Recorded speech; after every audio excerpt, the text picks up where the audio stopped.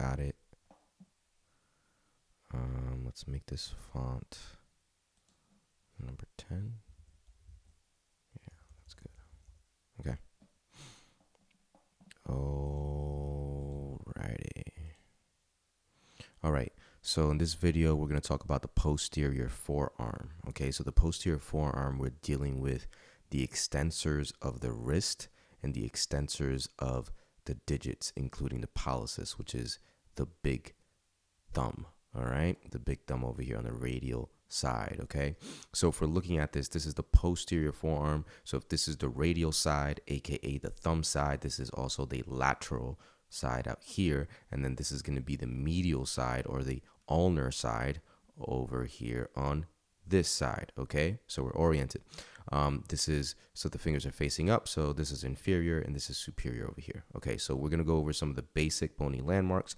Knowing these basic bony landmarks here is basically giving you the foundation that you need to understand the muscle attachments. Okay, so let's start at the proximal more proximal part over here by the elbow, and this is going to be some review of the previous videos that we saw. So let's start all over again. Right here, this epicondyle of the humerus that is on the medial side, what do we call that? We call that the medial epicondyle. Okay, medial epicondyle. Same thing over here on the lateral side, we have the lateral epicondyle.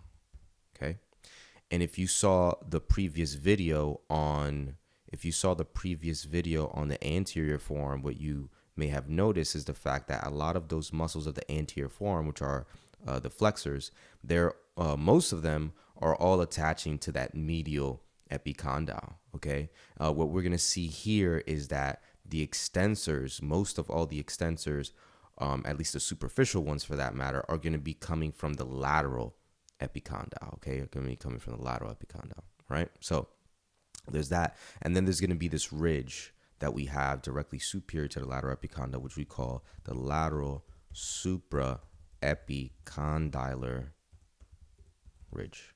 Okay, the lateral supraepicondylar ridge. Okay, that's going to be that ridge that we have right there. Okay, right here. All right. Okay, next thing we're going to have is this process of the olecranon, big, massive, bony bone. If you are involved in martial arts or Muay Thai and you whack somebody with your elbow, you're whacking them with this bony process right here. That's called the olecranon process, and it's part of the ulna. Okay.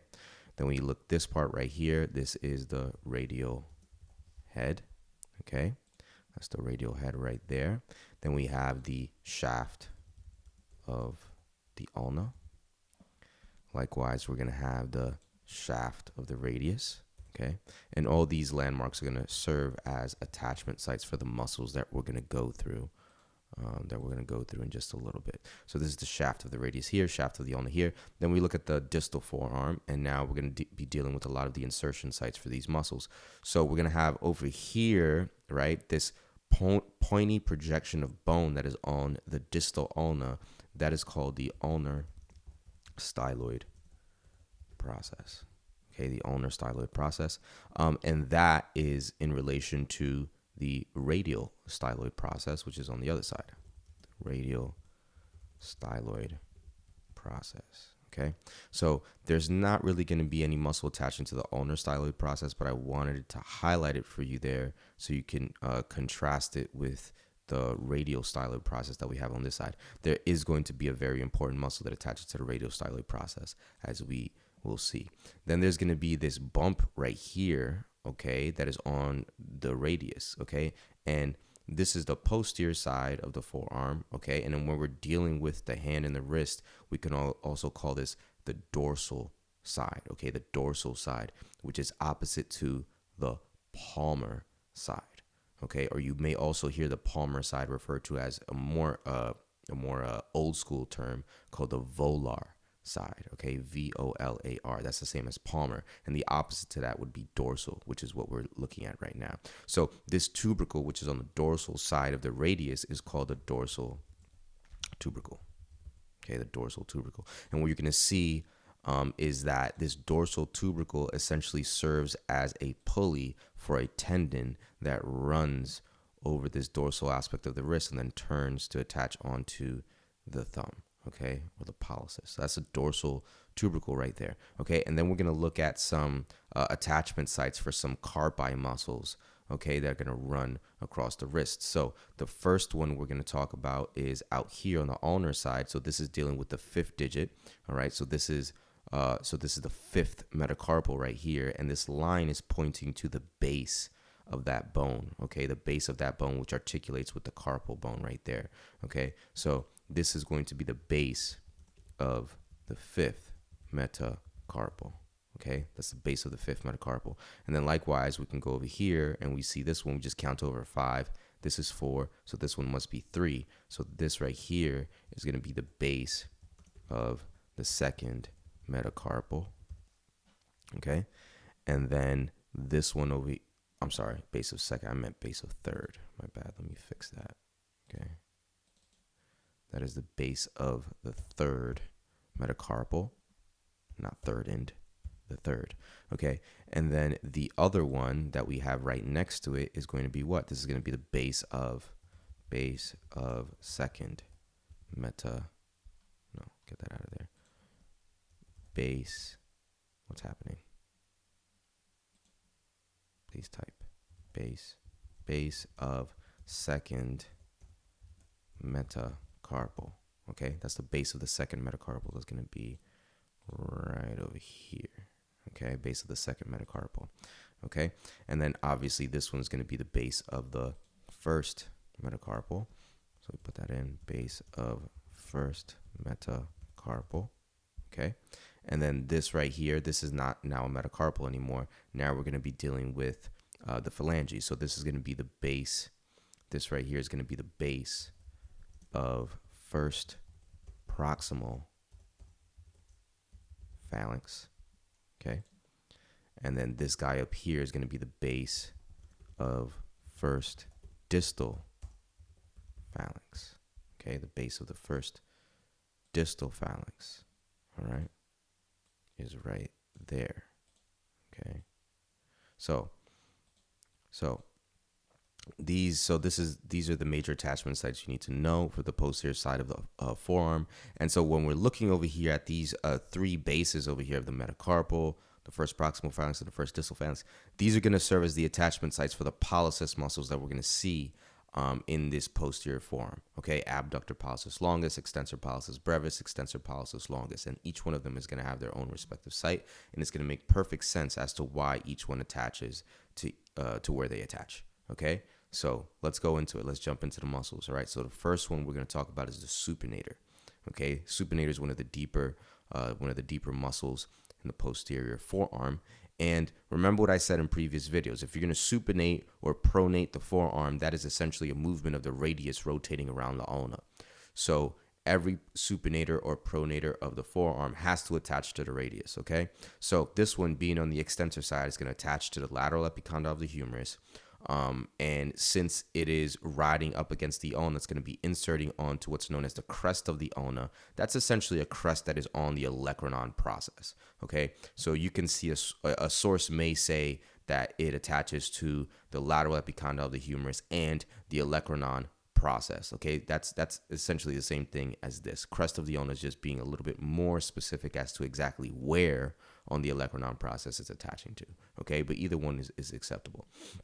Then from there, the supinator is going to go and its fibers are going to wrap around the shaft of the radius and then attach onto the posterior, lateral, and anterior surfaces of the radial shaft. And I put posterior, lateral, and anterior so that you can understand that it wraps itself around the radius to then be able to pull it into a rotatory movement that will allow it to supinate. So in this image right here, the way this arm is situated right now actually would be in its fully supinated position, okay? So let's see what that'll look like. That'll look like that, okay? That'll look like that. All right. Next, we go to the Abductor Pollicis Longus. Okay. So the Abductor Pollicis Longus. Now we're going to the pollicis muscles, which are also known as the outcrop muscles. These muscles are deeper and they're more distal on the forearm. So none of these muscles are going to be attaching up here to the lateral epicondyle like the rest of the extensors do. Okay. They're going to be attaching onto onto a combination of ulna, interosseous membrane, and radius. Okay, that's what they attach to. So this one, the Abductor Pollicis Longus, is going to attach to the posterior and proximal 1/3 of the radius, the interosseous membrane, and ulna. That's a mouthful, but basically what you need to know, what I want to hammer home, is the fact that it's attaching to the radius, the interosseous membrane, and the ulna. Okay, and it's happening up here at the proximal 1/3. Okay, but more importantly is going to be the insertion site. Okay, more importantly is the insertion site. So for this one is going to be the Abductor Pollicis Longus is attaching to the base of the first metacarpal. Okay, the base of the first metacarpal. And this makes sense once you understand the difference between abduction of the thumb and extension of the thumb. Okay, so I will make a separate video about that, because that's a question that I get often, very, very often, is, what is the difference between abduction and extension? And once you understand that, then understanding the movements and the attachments for all the pollicis muscles is a breeze. Okay, so the Abductor Pollicis Longus is going to abduct the thumb, and abduction of the thumb is not going to look like what you may think it look like, because it doesn't look like abduction of the rest of these digits, right? So the rest of these digits, for them to abduct, for example, the pinky, for it to abduct, let me get an arrow over here. For it to abduct, it would move like this, right? It would move that way. So you would think that to abduct the thumb, you'd also have to move that way also through the coronal plane. No, that's not the case. Abduction for the thumb occurs in a completely different plane. It actually occurs in the sagittal plane. Okay, so abduction of this thumb would look like the thumb moving into the screen. Okay, moving into the screen, whereas extension would be this. Okay, so why am I saying that? I'm saying that because you need to understand that abduction, the abduction and adduction of the thumb is occurring in the sagittal plane. So that would be this thumb moving into the screen and back towards us out of the screen. Okay, that would be the adduction, and abduction is moving into the screen. Okay, and that movement is happening at this metacarpal phalangeal joint down here. It's not happening up here. These interphalangeal joints, these are hinge joints. They can only move in one plane, and they only move in this coronal plane, side to side. Okay, side to side. So they're going to be they're going to be the ones who are going to be contributing to extension and flexion. You could also do some extension and flexion over here through this coronal plane also, because this is a saddle joint. This first metacarpal joint is a saddle joint, which means that it can move through two planes. It can move through the sagittal plane, and it could also move to the coronal plane to cause flexion and extension. Anyway, this one, Abductor Pollicis Longus, is attaching to the base of the first metacarpal, but more specifically, it's attaching more so on the anterior face of it, so that when the muscle pulls, it's going to pull the anterior face of that base of the metacarpal forward into the screen and pull the whole entire thumb into the screen. Okay, and that's what abduction would look like. All right, so once that guy's attached, it's going to look like that. Okay, it's going to look like that. And like I said, this tendon is going to be more so located on the anterior aspect of that base of the first metacarpal. Okay. All right, next muscle, Extensor Pollicis Brevis. So Extensor Pollicis Brevis is also going to be attaching over here. It's a little bit closer now. It's a little bit more distal. So it's not going to be attaching up here to the ulna. It's just going to attach to the radius and the interosseous membrane. From there, it's going to go insert onto the base of the first proximal phalanx.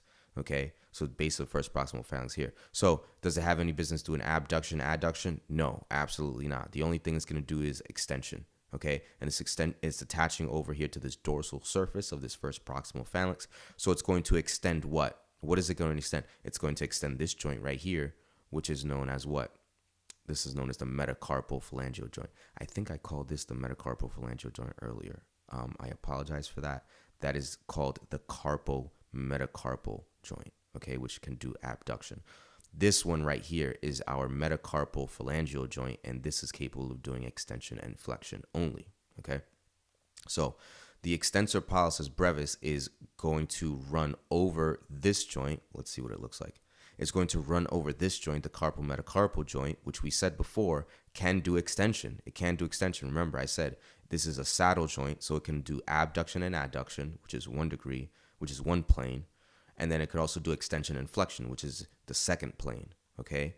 So this can extend the carpal metacarpal joint and also extend the metacarpal phalangeal joint, okay? And this is your Extensor Pollicis Brevis. If we have a brevis, then more than likely we also have a longus, okay? So Extensor Pollicis Longus now, instead of attaching to the radius, is going to attach out here to the ulna and the interosseous membrane, okay? So you see now how those three pollicis muscles, they follow this pattern of the first one, Abductor Pollicis Longus, attaches to both shafts plus the interosseous membrane more proximally up here.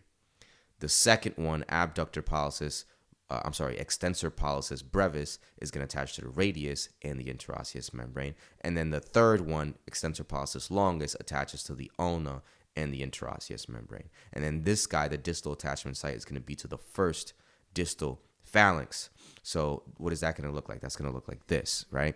And this guy is running across the carpal metacarpal joint, the metacarpal phalangeal joint, and the interphalangeal joint. So it's capable of causing extension at all three joints, okay? And that's why it's called longus, because it's traveling the longest distance all the way to the end, of the thumb, okay? And that's your Extensor Pollicis Longus. And those three are your pollicis muscles, aka your outcrop muscles, okay? Let's continue. Next one is extensor indices, okay? Extensor indices.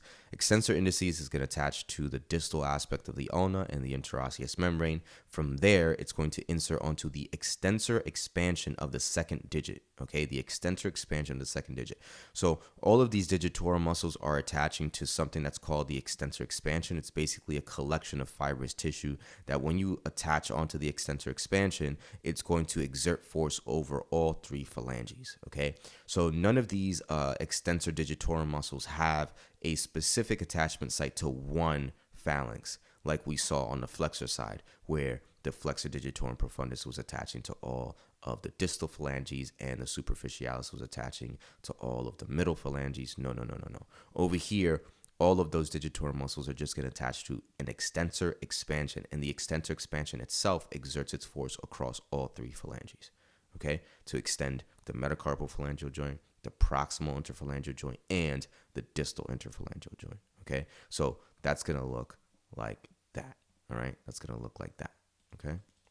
Let's move on to the next one, brachioradialis, okay? So I included brachioradialis in the discussion for the flexors, and I'm including it again in the discussion for the extensors. Why? Because like I said before in the previous video, the brachioradialis does not fit neatly into any one category of extensor or flexor, depending on who you ask. I would say it doesn't fit neatly into either one.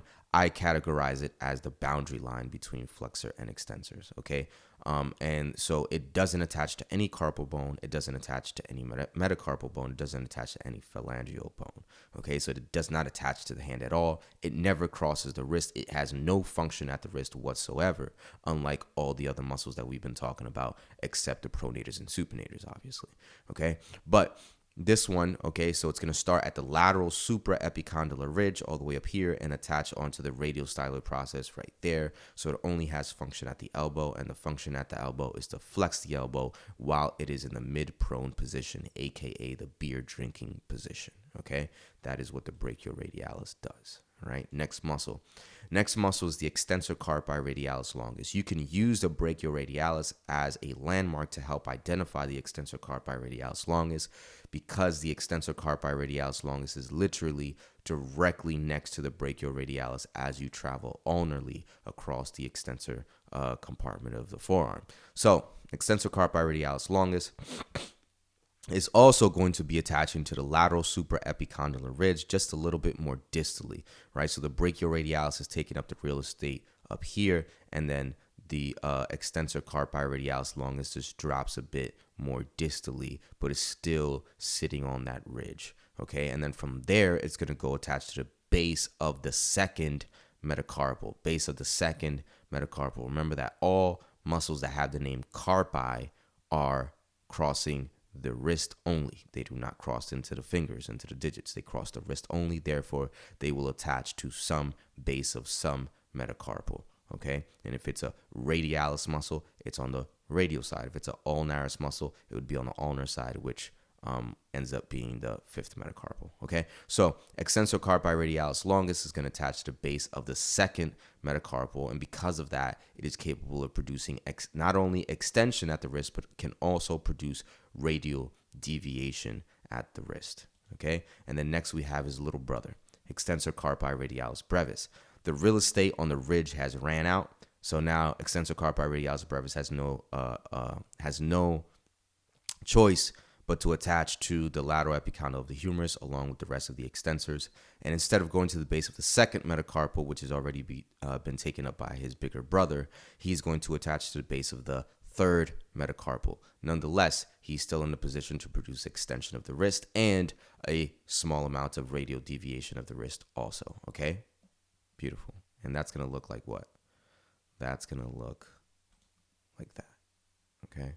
Next, we do the Extensor Digitorum. The Extensor Digitorum, also known as the Extensor Digitorum communis, is the basically is going to be kind of like the analogous muscle to the Flexor Digitorum on the other side, right?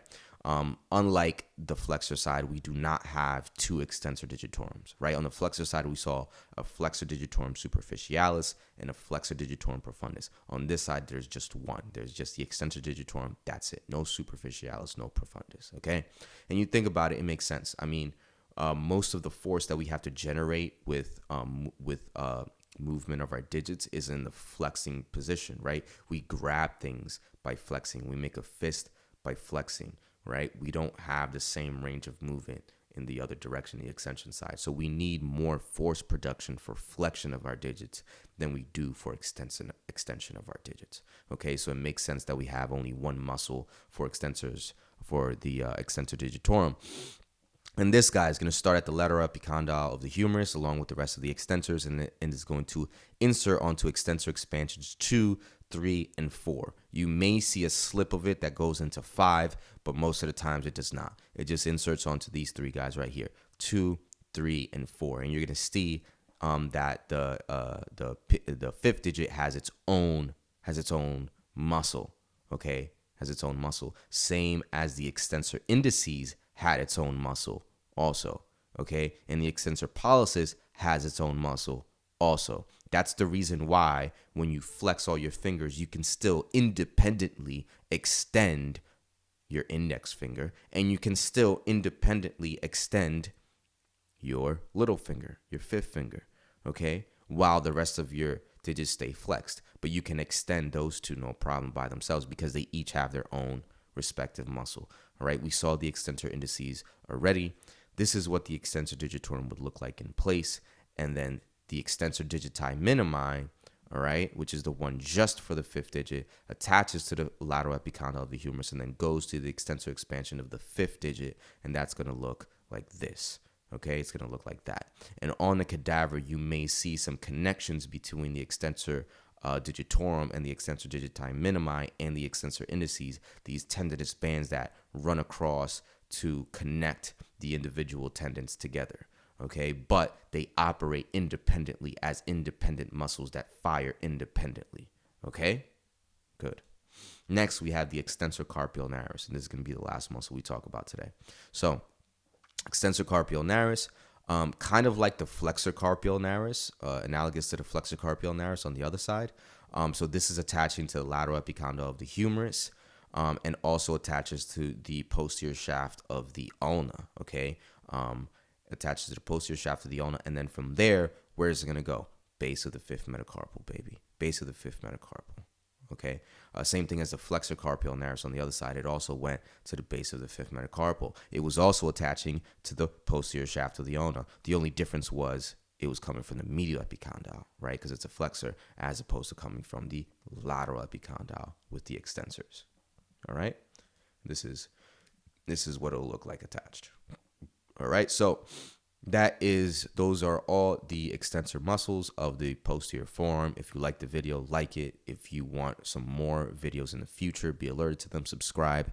And if you like these images and you want to get these images for yourself and use them in our workbook, that is the Gross Anatomy Study Strategy, you can find the link below to purchase a copy of it for yourself. It is a physical copy that you'll have with you. And if you go through that book, it is going to help you immensely understand and memorize the different attachment sites for the muscles and knowing the bony landmarks. Okay, so there you have it. Enjoy. Gross anatomy is one of the most difficult subjects in the world. Luckily, it doesn't have to be. Anatomy is one of those subjects that needs constant verbal and visual repetition in order to get good at. What better way to reinforce this information than with the scientifically validated method of drawing? Neuroscience has shown us that we retain information better when we physically draw it out. That is why the Gross Anatomy Study Strategy Workbook is designed to walk you through all the layers of the musculoskeletal system, allowing you to draw the muscles into place. This is excellent for reinforcing muscle attachments, bony landmarks, muscle names, and actions. This will save you tons of time from mind-numbing tactics such as repetitive flashcards or passively listening to boring lectures. With this strategy, you can actually begin to enjoy studying again and have a much better way to retrieve the information. Order a copy of the Gross Anatomy Study Strategy today at the link below so you can spend less time being stressed and more time being blessed.